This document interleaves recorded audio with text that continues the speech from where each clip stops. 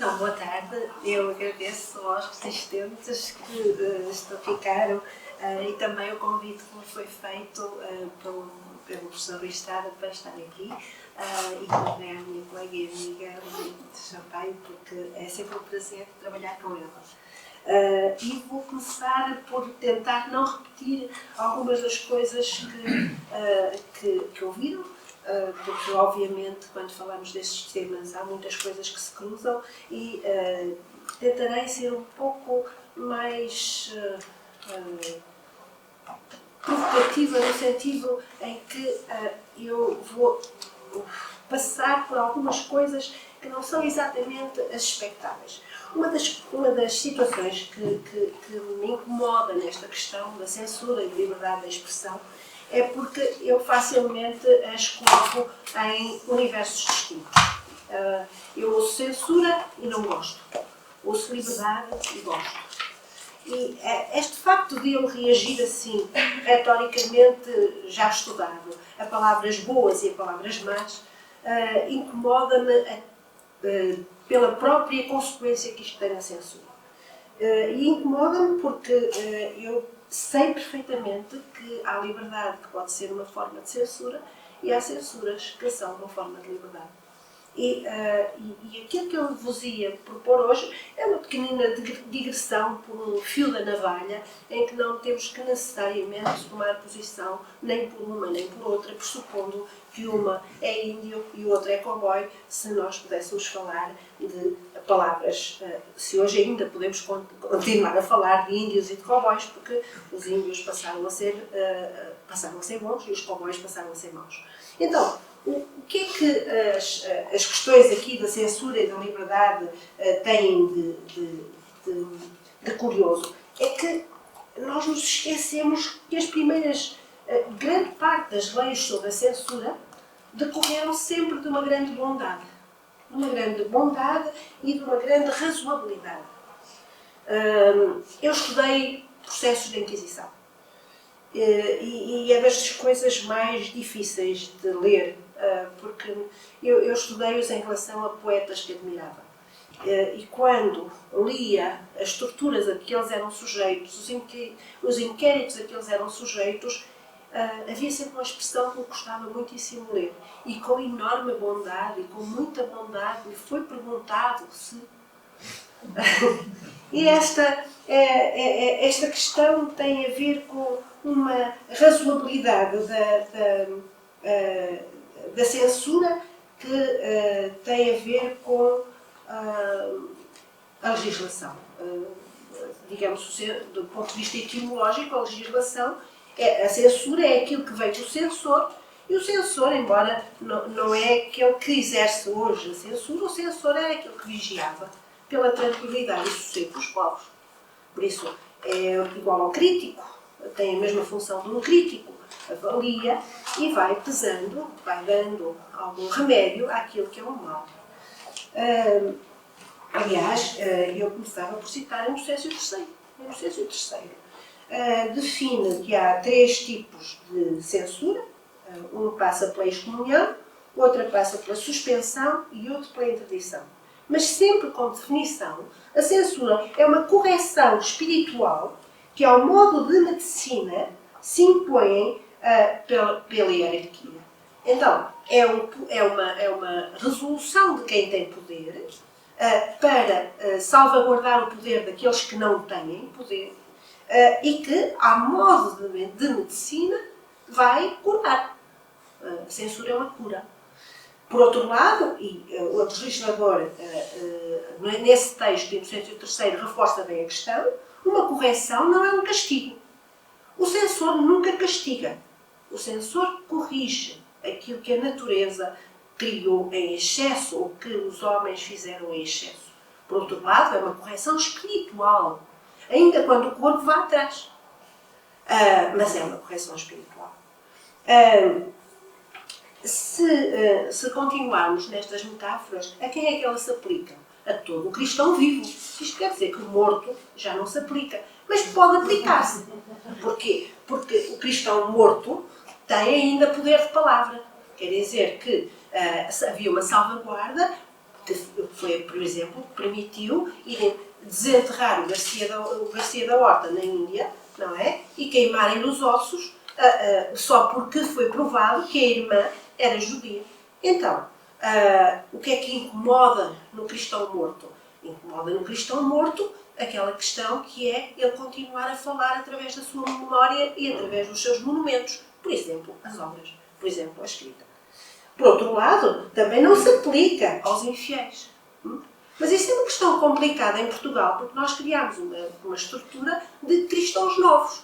E fizemos a distinção entre os cristãos velhos e os cristãos novos, mas todos éramos cristãos. Por isso, se eles eram cristãos novos, os judeus eram cristãos novos, nós arranjávamos maneira de eles serem abrangidos porque não eram infiéis, eram cristãos novos. Por outro lado, eles têm que ser súbditos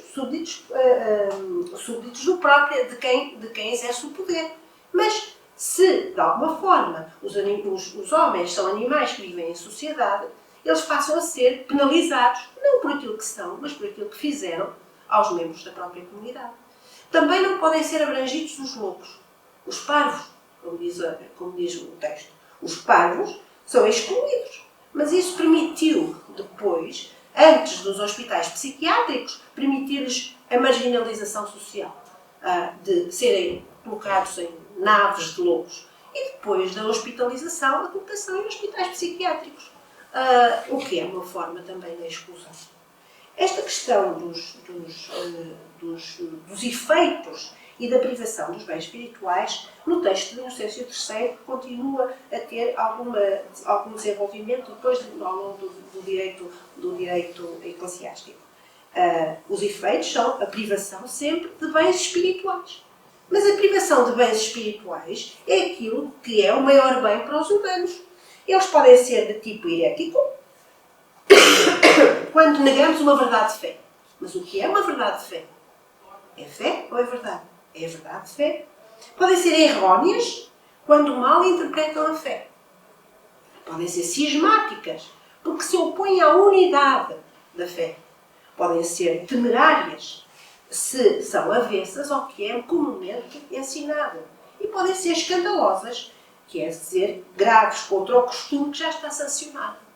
Então isto quer dizer que do mais grave, que é o herético, ao menos grave, que é o escandaloso, há toda uma gama de crimes, de delitos graves que podem levar a censura.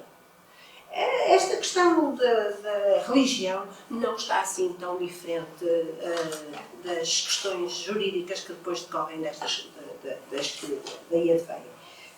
E não decorrem porque nós temos um costume em relação a Deus, que é denominarmos Deus mais ou menos face aos 20. Na escala de 0 a 20, eu normalmente nunca dou 20. 20 dou a mim, 19 dou a Deus, não é? E depois o 18 já começa a dar. As pessoas em geral consideram que são deuses, comportam-se como deuses. Para o bem e para o mal, nós temos o tamanho dos nossos olhares. E Deus corresponde, tem que caber em nós. E o Deus que cabe em nós é necessariamente menor que nós. Este Deus que tem que caber em nós faz com que, por exemplo, estas questões da censura e da liberdade tenham sempre grandes argumentos religiosos. E que a questão da religião se intrometa frequentemente na questão política, na questão pedagógica, na questão científica e domina tudo como uma boa metáfora. Deus é uma excelente metáfora para tudo. Até do ponto de vista da medicina. As mulheres não eram, até ao século XVIII, os livros de medicina ainda podiam considerar a opinião de Deus. Deus tinha feito a mulher com um cérebro mais pequeno. Mas, a partir do século XVIII, substituiu-se Deus pela natureza e tudo continuou certo. Quer dizer, a natureza fez a mulher mais estúpida porque lhes deu um cérebro mais pequeno. Nada muda. A questão parece-me também interessante se nós considerarmos isto do ponto de vista da tabela pitagórica. A tabela pitagórica tem interesse porque Pitágoras, a determinada altura, interessou-se, creio eu, com muita perspicácia para os instrumentos que tinha, que era, na altura, nenhuns. E que é a que a mente humana parece agradar. Onde é que nós vamos buscar grande parte das nossas metáforas? Então, chegou a uma tabela que Aristóteles depois vai discutindo e que tem a ver, por exemplo, com a oposição do claro-escuro. Nós gostamos de coisas claras e achamos que o claro é bom, o escuro é mau. É a mesma coisa, porquê? Porque durante o escuro, na noite, nós perdemos um dos nossos sentidos. Perdemos o sentido da visão. Ficamos com menos um sentido e por isso toda a nossa linguagem vai valorizar a linguagem da clareza, da iluminação, do fogo, que depois o Eco vai estudar como uma grande metáfora da humanidade. Mas, do ponto de vista depois da visão, há também outras organizações, como por exemplo a reta e a curva, porque a reta é o direito, é aquilo que é disciplinado. Tudo aquilo que é curvo, como as mulheres ou o pensamento, tem muita coisa que se lhe diga e normalmente tem alguma coisa de desconfiar. A mesma coisa para o uno, que é múltiplo. O múltiplo normalmente tem elementos de dispersão, de nebulosidade. E nós gostamos das coisas que sejam claras. E tudo isto tem a ver com grande parte dos equívocos que nós hoje pomos na censura e na liberdade. Porque as questões que aqui nós temos em relação ao que permitimos e ao que excluímos são muitas vezes imperceptíveis para nós próprios. Vamos, talvez, ir para um outro autor de que eu gosto, do século XVIII, Edmund Burke. Edmund Burke tem um livro que eu acho que quem gosta de filmes de terror tem mesmo que ver.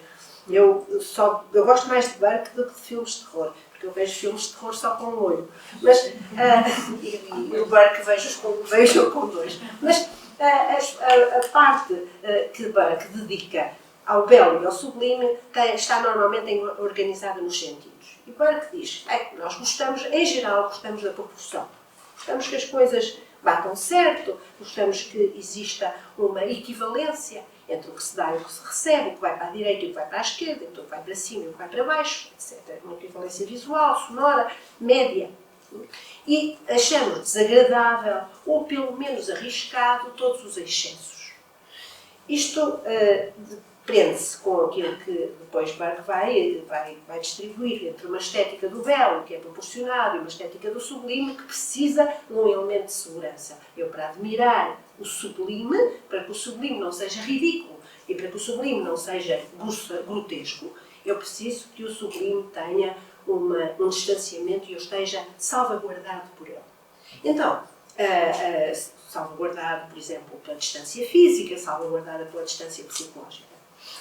Se, do ponto de vista da visão, por exemplo, a minha mente tende a achar que é agradável o proporcionado e que é desagradável, por exemplo, tudo aquilo que é diferente do que eu reconheço como o meu meio. E por isso vou achar desagradável aqueles que têm formas diferentes, vestem de forma diferente ou têm uma cor diferente da minha. São estranhos, são exóticos. Eu preciso de fazer um esforço para o entender. Ao passo que os outros, os que nascem no meu meio, eles são reconhecidos facilmente como da família. Do ponto de vista auditivo, por exemplo, as linguagens diferentes, a dos bárbaros, os que dizem babá, ou os que fazem sotaque, ou os que soam mal, como diz Wagner em relação aos judeus, têm a ver com aquelas línguas que nós não conhecemos e que, por isso, como não conhecemos, temos medo. Depois tem a ver também com questões de tato, pronto, leio o Burke, mas a questão do tato também é importante. O tato é um sentido que é muito mais importante do que nós percebemos.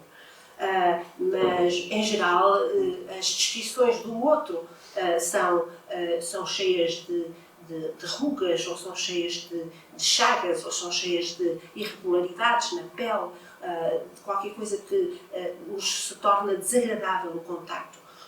Ou o olfato. Os judeus cheiram mal, os negros cheiram mal, tudo aquilo que é diferente cheira mal, não tem o nosso cheiro.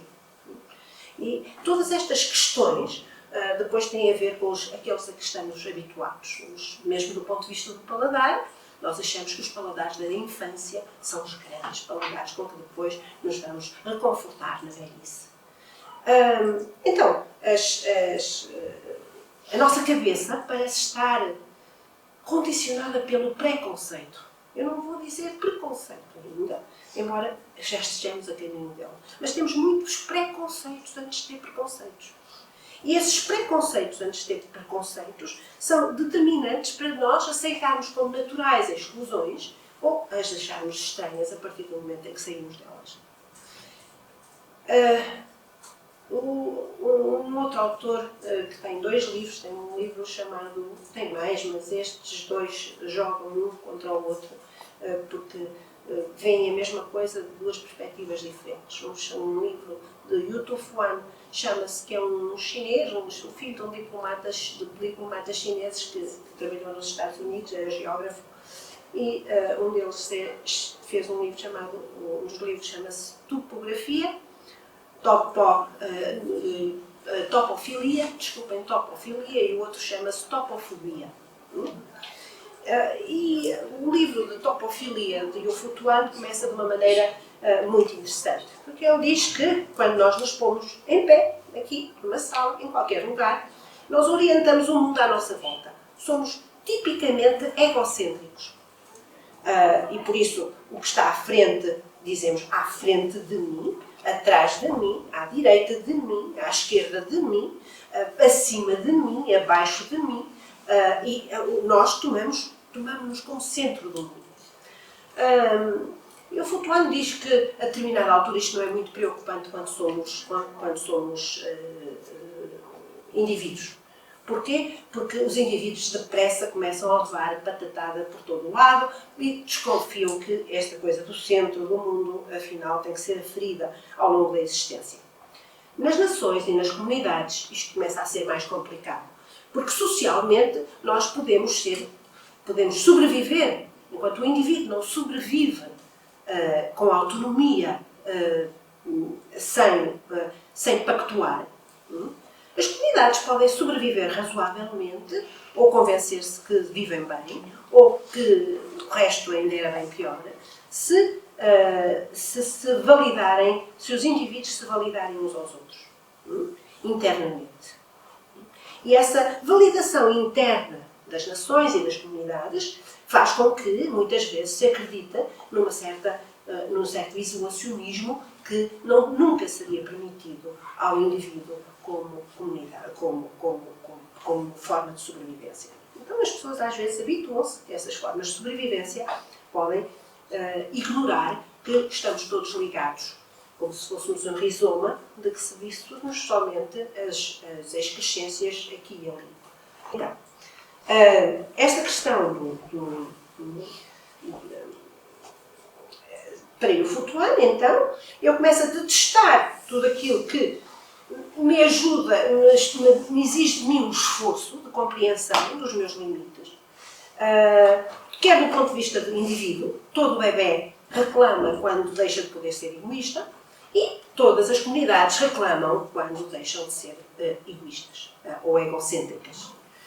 E essa reclamação que é feita dos indivíduos ou das comunidades, depois tem a criação não só de um espaço que é aquele que gostam, a topofilia, mas também a topofobia, o espaço que odeio. Essa construção, todavia, vai de encontro ao que nós precisamos. Quer dizer, vai contra aquilo que nós precisamos e no sentido em que nós, muitas vezes, em sociedades que são cada vez mais alargadas e que não podem ser incestuosas, porque as sociedades incestuosas têm o mesmo problema que os cães, são muito delicados de saúde, têm tudo aquilo que nós fizermos para protegermos excessivamente das ventanias da polinização das flores, que é a regra geral, isto tudo está misturado. O que se faz aqui tem consequências do outro lado do mundo. Mas se nós fizermos essa leitura, então o que é que O que é que nos faz humanos? É que aparentemente o que nos faz humanos não só é rir e nem só é termos essa sintonia e essa defesa do pensamento como uma coisa que está ligada ao riso. É que, enquanto animais, nós nascemos, nós crescemos, nós multiplicamos, alimentamos, crescemos e morremos. Mas isso temos em comum com qualquer ser vivo. Não é isso que faz de nós homens, seres humanos. O que faz de nós seres humanos é parece ser uma brincadeira que surge por volta dos 2, 3 anos em cada criança e que os macacos não fazem tão bem. Alguns chimpanzés fazem alguns jogos de esconde, quer dizer, finge que está, mas não está. Mas aquilo que uma criança faz aos 3 anos vai provocar, ou parece estar na origem, de uma certa forma de empatia que é: e se eu não fosse ele? Que é uma pergunta extraordinária. Porquê que eu sou eu e porquê que eu não sou outra pessoa qualquer? O que é que faz de mim aquilo que eu sou e o que é existe de acaso naquilo que eu sou? O que é que existe de mim que não é fruto daquilo que me convenceram que eu sou? Então, vamos agora passar para o Propp, para o Vladimir Propp, 1929, creio eu, Morfologia do Conto. O que é que os contos da literatura infantil, que é, no seu sentido do século XVIII, XIX e XX, uma adaptação àquilo que é uma linguagem mitificada e de uma extração e de uma audiência muito mais vasta, que às vezes nós consideramos como literatura popular. Essa literatura popular, às vezes essa literatura infantil, que é uma recuperação da literatura popular, tenta transmitir, assim como os mitos, aquilo que é fundamental para a existência humana. Então, o que é que parece ser fundamental nas funções de Vladimir Propp e que, de alguma forma, são decisivas para nós percebermos a nossa humanidade? É que todas as histórias começam por retirar ao protagonista tudo aquilo que ele herdou. Perdeu o papá, perdeu a mamã, perdeu o castelo,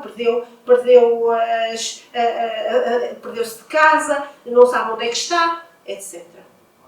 Por outro lado, existe, depois dessa perda, do Capuchinho Vermelho aos outros contos todos, e o Capuchinho Vermelho nem sequer é um conto popular russo, existe a transgressão. Aparentemente, toda a personagem devia fazer uma coisa e depois não faz. Então, a transgressão e o nomadismo, o facto de sairmos do nosso lugar de conforto, da nossa topofilia, é uma lição que nós vamos ter que aprender para saber coisas fundamentais na nossa humanidade. É que hoje estamos aqui e amanhã podemos estar do outro lado, e quando estivermos do outro lado vamos querer que o outro nos trate como nós trataríamos, pressupomos, quem viesse. E essa capacidade de empatia faz com que Humberto Eco diga que isto é muito difícil. Só capaz disso são, diz Humberto Eco, os santos, elege os santos, elege os poetas e elege os traidores. Então é preciso uma das três. Eu gostaria de acrescentar uma outra que é dos juristas. Os juristas têm a tentação de acreditar que a lei é feita para os mais fortes. E, na verdade, muitas vezes a lei é feita para os mais fortes. Mas a forma como é concebido o direito é no sentido de proteger os mais fracos. As leis fazem-se para os mais fracos. As leis... Ninguém precisa de proteger os mais fortes. É como a história da fábula de La Fontaine. Se não foste tu, foi o teu pai, e o lobo come o cordeiro. Não precisa da autorização do cordeiro. Nunca precisou. O lobo nunca precisou que o autorizassem a comer cordeiros para comer cordeiros. que o Cordeiro possa alegar com o Código Civil para ver se protege, tem uma certa ineficácia, mas de alguma forma ajuda-nos a perceber que todo o nosso esforço civilizacional é contra nós, contra o animal que é em nós. Esta questão é hoje muito interessante porque os tempos aparentemente parece que mudaram. Os pais já não conseguem ensinar nada aos filhos, os filhos já não querem saber nada dos pais, isto está tudo muito diferente. E às vezes há a tentação de dizer agora nós nem sabemos o que é que vai ser no nosso futuro, mas nunca soubemos o que é que havia de ser no nosso futuro, o que é que ia ser o nosso futuro. Nunca se soube. E isso levou-me a interessar-me do ponto de vista retórico por uma questão que vos trago aqui mais demoradamente, que é as situações em que nós mudamos de suporte. O suporte em que transmitimos um saber é muito importante. Porquê? Porque é preciso saber mexer nesse suporte. E saber mexer nesse suporte pressupõe um conjunto de competências técnicas, desde logo, uma certa forma de literacia que não fazia parte das gerações anteriores. Mas se esses aspectos ocorreram de uma forma relativamente semelhante à nossa, por exemplo, quando se passou do suporte oral para o suporte escrito. Atenas democrática do século V a.C. é uma Atenas que, isso está estudado, vai ter que se adaptar a uma forma de difusão da escrita, e é por causa disso que Sócrates não quer escrever e Platão escreve. Porque Platão teve que optar por uma situação que já não era compatível com o óbvio fracasso de Sócrates, que foi para a Ágora questionar. Platão escreve e diz: se querem saber, procurem. E põe a escola não no centro de Atenas, mas nas margens de Atenas. Quem quiser, vá para lá. Essa questão aparece também nas mudanças não só do oral do oral para a escrita, mas depois da escrita manuscrita para a escrita impressa. O livro foi uma revolução. As pessoas podem já não calcular o que é, mas é uma revolução muito parecida com a internet. E ao contrário do que se possa pensar, o Santo Ofício em Portugal nasceu depois da imprensa, como na maior parte da Europa. Nasceu depois da imprensa. É porque existe a imprensa que se quer criar uma entidade sensória, como o Santo Ofício, que seja capaz de controlar a vitalidade que tem o impresso. É que antes de haver o impresso, havia alguém que dizia alguma coisa inconveniente. Bem, bastava encarcerar esse indivíduo ou queimar-lhe os papéis que ele tinha, porque o manuscrito não dava para uma grande repercussão. Mas, a partir do momento em que há imprensa, eu tenho um exemplar e tiragens muito semelhantes às atuais para livros. Cerca de 2.000, 5.000 exemplares para livros. E isto quer dizer que numa sociedade em que a quantidade de pessoas que lia era ínfima, isto quer dizer que existe uma grande capacidade de influência entre essas pessoas, que são aquelas que interessam, para controle de uma determinada ideia. Esta questão aconteceu no século XVIII. E aconteceu no século XVIII porque o século XVIII introduz aqui uma nova forma mais rápida e mais dinâmica de transmissão das notícias e do saber, que é o periódico, o jornal. Não quer dizer que não haja jornais antes. O jornal data-se sobretudo do século XVII, acho que o primeiro em Portugal é à volta do século XVII também, mas ele só se torna um hábito democrático a partir do século XVIII. E ter a capacidade de ler um jornal começou a ser cada vez maior, porque a quantidade de pessoas que agora sabem ler no século XVIII é muito maior. não tanto em Portugal, mas os países protestantes, há estatísticas em que 80% das pessoas sabem ler. Não é o caso em Portugal, que até muito tarde são 10% da população. Mas estas questões com a internet, obviamente que vão ter outra leitura. E todas estas épocas, do século V, antes de Cristo, recordo-vos que Sócrates foi morto por andar a dizer o que andava a dizer, Aristóteles saiu de Atenas para que Atenas não cometesse o crime pela segunda vez, nas palavras dele, as questões do Santo Ofício no século XVI, as questões de censura e de direitos de autor no século XVIII, tudo isto obrigou a uma reformulação que eu creio que nós teremos que fazer para este novo suporte. Por isso, tem que necessariamente haver regulação. E essa regulação tem que evitar ceder a duas grandes tentações, a do Santo Ofício e a da total anomia. Porque a anomia também não é boa. A anomia, a liberdade para todos, vai obrigar necessariamente a uma prisão dos mais fracos. Não é dos mais fortes, que esses safam sempre. É dos mais fracos. E esses aí preocupam-me muito. A questão de hoje da opinião é que eu sei que eu, por exemplo, dou retórica e eu já li até uma tese sobre soundbite. E a determinada altura comecei a ler as coisas a partir do ponto de vista do aluno que estava a fazer esse trabalho. E a determinada altura dei-me conta que no Fernão Lopes já está lá o soundbite.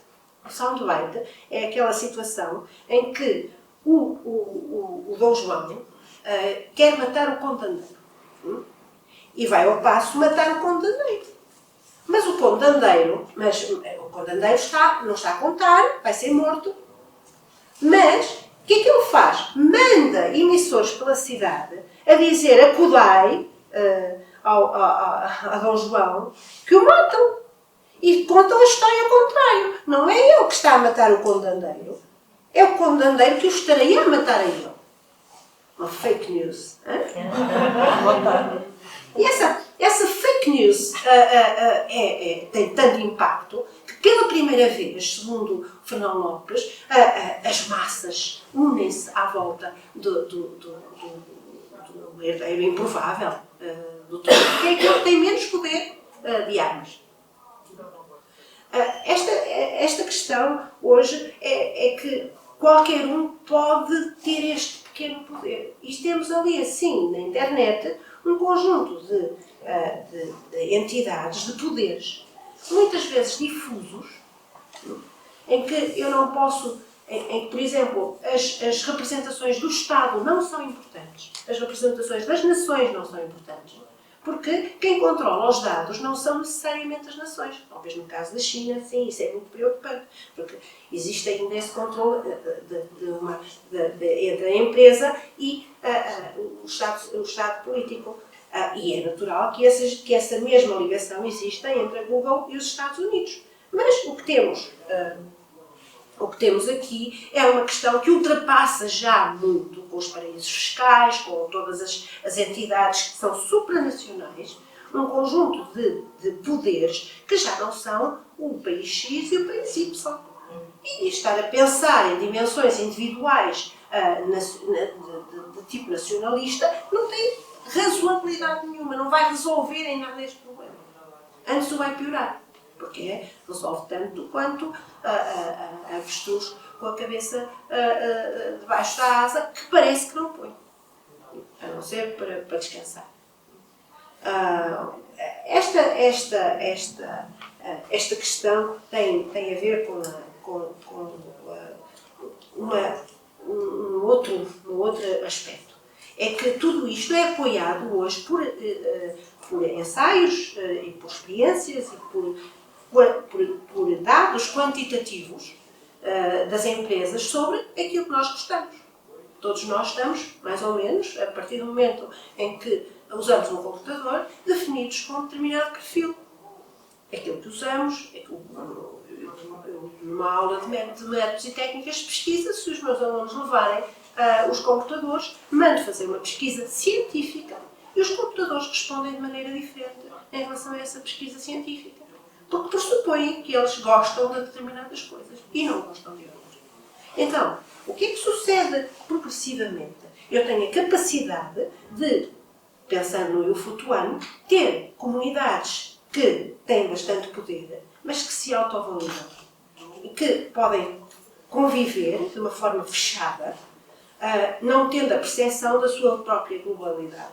Quer dizer, elas ficam encerradas na validação de indivíduo para indivíduo ou de comunidade para comunidade, porque eu chego ali e digo não gosto, não gosto, não gosto, não gosto, gosto, gosto, gosto. E vou validando unicamente aquilo que me agrada, a minha topofilia.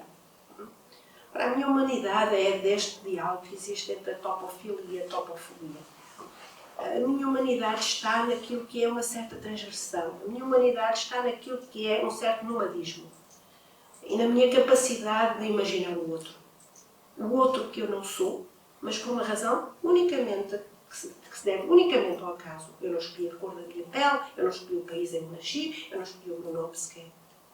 Esta questão tem então, alguns desafios, porque aparentemente os ingleses votaram no Brexit por serem bombardeados com um conjunto de notícias que eram inteiramente falsas sobre a despesa que a Inglaterra tinha com a União Europeia e de que não era-se ressarcida.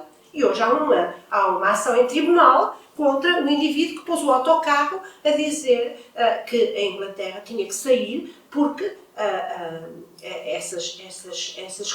não podia estar a dar aos outros aquilo que não recebia, não havia proporção. Estas coisas têm que ser explicadas, têm que ter espaço. Para eu ter a ideia de proporção, eu tenho que ter a ideia de reciprocidade e tenho que saber dessa reciprocidade. Mas se eu não estiver interessada nela, se eu for unicamente validada por aqueles que têm a mesma opinião que eu tenho, então eu nunca chego a saber aquilo que me interessa. Aquilo que verdadeiramente me interessa. Para além do mais, existe politicamente aquilo que hoje é o spin doctrine, que não está regulado nem sequer pela moral, nem sequer pela legislação. O spin doctrine é uma teoria de retórica política que permite a utilização de qualquer coisa que seja eficaz retoricamente, independentemente da sua falsidade ou da sua falsidade científica ou da sua perigosidade moral. O que interessa é que seja eficaz. E do ponto de vista da eficácia, hoje eu tenho a capacidade de ir escolhendo um conjunto que facilmente me iludem quanto à sua real realidade. Perdoem-me o pleonasmo. A sua real realidade. Todos sabem que. Não é? Todos sabem aqueles que eu frequento. Ninguém sabe, ninguém diz não. Ninguém diz daqueles que eu frequento. E depois, não basta saber o que os outros dizem. É preciso saber pesar, é preciso saber investigar, é preciso saber não só ouvir, mas também ter alguns conhecimentos do ponto de vista da lógica, do ponto de vista das estratégias de manipulação, etc. Então, eu sem vos querer demorar muito tempo, teria passarei muito por alto algumas questões que já aqui foram tratadas pelos meus colegas. Por exemplo, a questão da linguagem neutra. A linguagem neutra não existe. Não existe nenhuma linguagem capaz de não ferir ninguém. Não é possível. No momento em que isso for possível, eu tenho a capacidade, qualquer um de nós tem a capacidade de as subverter. Isso faz parte da linguagem. O que é, por exemplo, uma figuras retóricas que eu gosto. Por exemplo, Alitóte. Alitóte exagera colocando em quantidades ínfimas. É uma espécie de homeopatia da linguagem. Diz, vai, não te odeio. Amo-te muito. Não te odeio é uma expressão que é o contrário da hipérbole, mas provoca o mesmo efeito da hipérbole. E outra ainda mais fabulosa, que é a ironia. Porque eu, na ironia, digo o contrário do que quero dizer. O que é que pode haver de mais espantoso na comunicação em que eu digo o contrário do que quero dizer? E o outro me entende. Me entende porque a ironia, como diz o Vladimir Yankelevich, a ironia é uma figura de corte. É uma figura entre cá nós dois que percebemos do assunto, os outros podem ouvir e ouvem o que está a ser dito. Mas nós que sabemos, é uma figura de cumplicidade. Mas isto não resulta num nível global. Se eu vou para a internet e uso ironias, ninguém me percebe. A ironia é um fracasso do ponto de vista da informação global. Porquê? Porque a ironia precisa de cumplicidade. Nós difundimos as coisas convencidos que a nossa cumplicidade com todos é à base de bala, não é? É muito frágil. Sobretudo quando as pessoas se habituaram a exercitar quase a sua mente animalesca, que é a do egoísmo extremo, o da força, o do poder. E não têm a mínima percepção de quão dependentes são dos outros. Esta questão tem a ver também com a impossibilidade de nós gostarmos da nossa própria língua. Eu sei que estas coisas da neutralidade são ótimas quando existem pronomes neutros, mas a neutralidade, em português, pode conseguir-se através do masculino e do feminino. E até é bonito que haja masculinos e femininos. Eu uma vez estava em Timor e um timorense disse assim, ai, o português é tão complicado. Pelo menos nós não pomos artigos e as árvores são todas, não são nem homens nem mulheres. Mas em Portugal, os portugueses põem homens, têm árvores homens e árvores mulheres, porque o homem ou a mulher é aquilo que eles, por exemplo, é um galo homem ou um galo mulher. Ou um fato homem ou um fato mulher.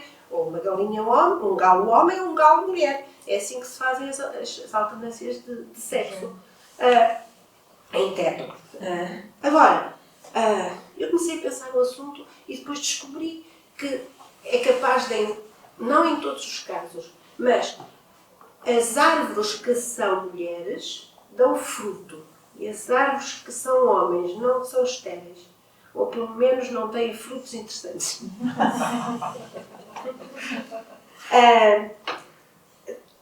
Depois, os homens são loucos.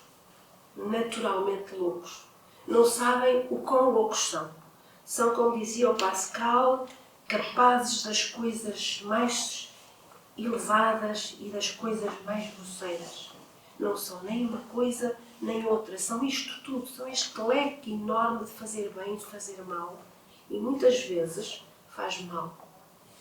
Há poucas semanas morreu uma rapariga na Malásia porque pôs na internet, ela tinha passado por uma crise de anorexia, de depressão, coisas da adolescência, no fundo, adolescências complicadas, porque os jovens hoje têm muita ideia de que existe um mundo normal, curiosamente. Num mundo cheio da normalidade, sonham com um mundo normal, a centímetro. E querem tudo certo, tudo direito, tudo ali. Mas não são só jovens, parece pessoas, às vezes, da minha geração, que eu conheci tão diferentes, tornaram-se também assim à força de verem tantas imagens, de tantas coisas como deve ser, de tantas dicas, de tantas normas. E ela resolveu pôr na internet se valia a pena viver. E 69% das pessoas dizia, mata-te. E ela matou-se.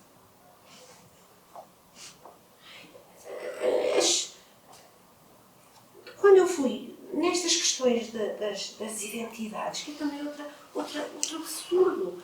Eu falo português porque os romanos me invadiram. Às tantas. E os gregos, e eu sou malato por causa de Itália. E vieram pessoas de Itália para aqui. E os cientistas comprovam isto. Não há maneira de saber de que é feito em português. Estamos na cauda da Europa ou na face da Europa. Portanto, não interessa. Mas daqui, quem vem da terra, deita-se ao mar. Não há outra maneira. Ou misturamos. Então, se podemos pegar no Teixeira de Pascoais e ele fazer uma teoria, não sei se gosta do 3, mas é uma teoria ainda assim limpa. Mas, ao contrário de Nietzsche, ele acha que a identidade portuguesa é feita da raça ariana, da raça judaica, da raça árabe. E da mistura dessas 3 raças que faz a grandeza da identidade portuguesa. Mas aparentemente, nós andamos à espera, quer dizer, Hitler achava que nós éramos negroides. Eu vou aos Estados Unidos e há pessoas que eu acharia que eram normalissimamente arianas, mas não, eles dizem, não vês, é negra.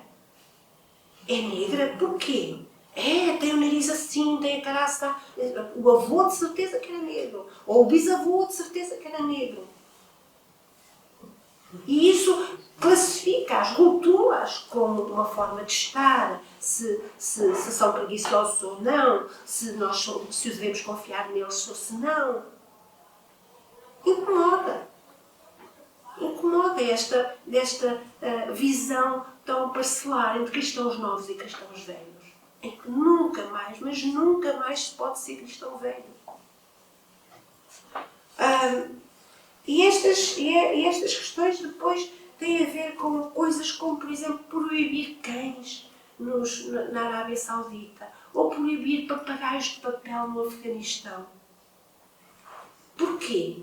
Porque os cães têm uma forma de fidelidade que não é política. E porque os papagaios de papel são não só ótimos transmissores, no caso não têm um drone, mas também coisas que nos fazem sonhar, coisas que nos tiram dali. E isso é muito perigoso, tirarem-nos dali. Nós devemos conceber-nos como espaços, estamos num espaço topofílico que devemos aceitar e que, na maior parte dos casos, devemos cercar, que é para tirar, poder parar um fluxo sanguíneo que faz o rafeiro alentejano e que faz a sobrevivência da raça, na maior parte dos casos. Esta questão, quando eu fui, por exemplo, à Índia, perturbou-me, porque um colega meu comparava o colonialismo português com o colonialismo inglês, um do século XVI, outro do século XIX. Bem, já isto era um bocado complicado, mas a determinada altura ele insurgia-se contra a forma como os portugueses estavam na Índia. Misturavam-se. E os ingleses não. Os ingleses respeitavam as castas, respeitavam as identidades. Os portugueses não.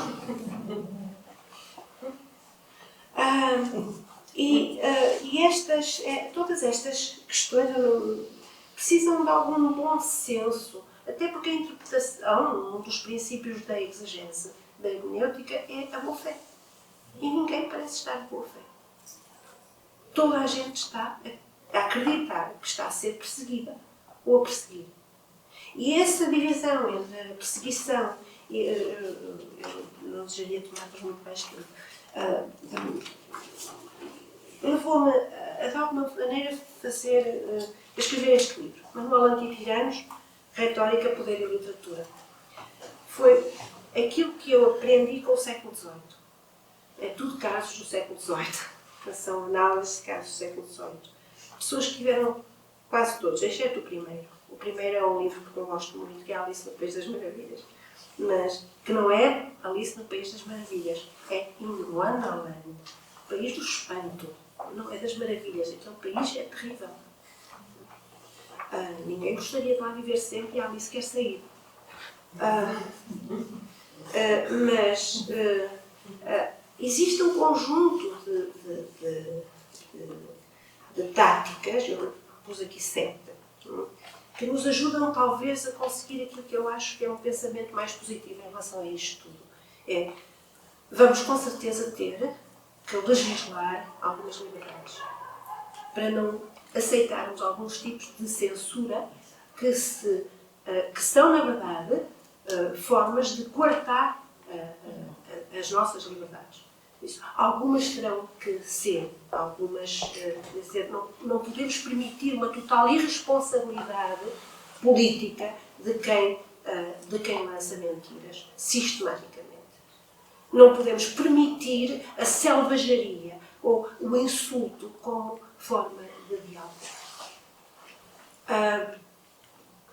Do ponto de vista da pedagogia, eu digo-vos o que é que me incomoda nos 2 últimos anos, o que é que me incomoda mais. É encontrar, pela primeira vez na minha vida, nos 2 últimos anos, alunos com quem eu não consigo dialogar. Coisa que eu faço desde que nasci, é discutir. Uma vez dizia, eu gosto de discutir. Eu não, discutir. Não, discutir é bom. Discutir é bom, faz parte da nossa natureza discutir. Agora, discutir com regras. Quais são as regras? Não é só uma questão de opinião. É se eu estou interessada em melhorar a minha opinião, eu tenho que saber ouvir. E se eu tenho que saber ouvir, eu tenho que depois saber discutir e justificar a minha opinião. Com raciocínios lógicos, com exemplos, e depois, no mínimo, autoridades, mas a autoridade só em último lugar e não para substituir as 2 outras formas. Mas estas várias formas a determinada altura, eu tive um aluno no ano passado e outro este ano que me fazia uma má interpretação. Eu discutia a interpretação porque não era o que estava no texto. Não era o que estava no texto. E ele dizia-me, é a opinião da sua autora. Eu tenho outra. É a minha opinião. Mas porquê? Eu aceito. Vamos tentar perceber porquê que tem essa opinião. Doutora, a opinião não precisa ser justificada. É uma questão de gosto? Não é uma questão de gosto, é uma questão de lógica. Muitas vezes. É uma questão de saber a validade dos raciocínios. Se eu posso fazer generalizações, se aquele exemplo pode ser generalizado ou é uma exceção.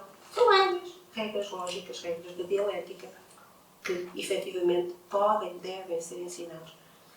A retórica não é nenhum perigo. A única forma o perigo é nós pensarmos que existe uma linguagem transparente e não lhe opormos nenhuma retórica, e não pedirmos nenhuma retórica, e não sabermos analisar nenhuma forma, a forma de manipulação que é essa retórica.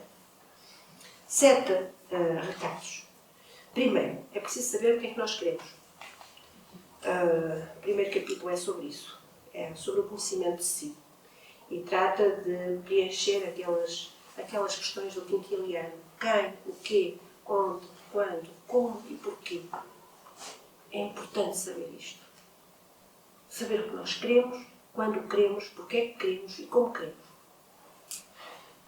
Segunda situação.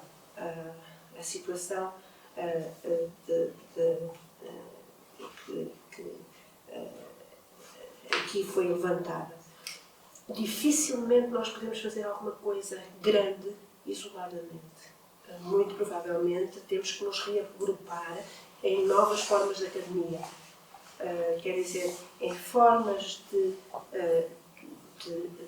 acordo, de pacto de regime. Nós não fazemos igual. Nós nunca faremos igual. Nós nunca iremos por aí. Mas essa questão tem a ver com a nossa capacidade de elevarmos as nossas exigências àquilo que queremos ser e àquilo que as comunidades querem ser.